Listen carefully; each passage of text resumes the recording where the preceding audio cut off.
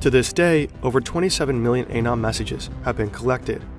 Based on this intelligence, over 800 arrests have been made.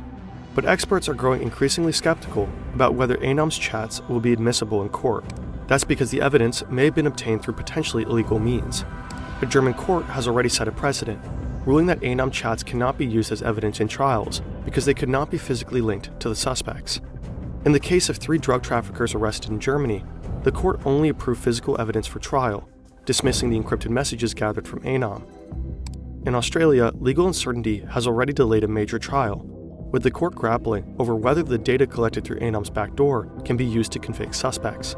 If courts worldwide continue to reject the Anom chat evidence, hundreds of cases could be thrown into jeopardy. Criminals who are caught red-handed through these communications could potentially walk free, despite their obvious involvement in serious crimes. Other courts declared Anom's messages as lawfully obtained. Trials will likely go through higher instances in many cases, dragging on for years. It's unclear how many Anom users will ultimately be convicted.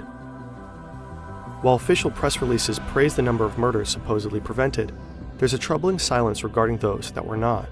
According to Joseph Cox, at least one assassination of a Swedish man was meticulously planned in Anom chats and executed while authorities observed in real time. As these cases become mired in legal limbo, an uncomfortable question arises.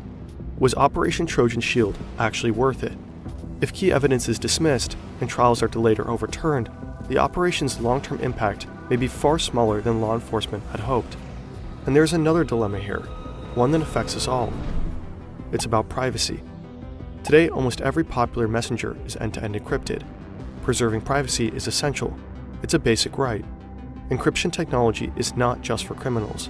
Journalists, human rights activists, and dissidents from authoritarian regimes rely on encrypted messaging. Privacy concerns all of us. Data abuse can affect anybody. You might instinctively want to respond that you have nothing to hide. Even if that were true, what if you lived in a totalitarian state rather than a liberal democracy? Would that stance still hold?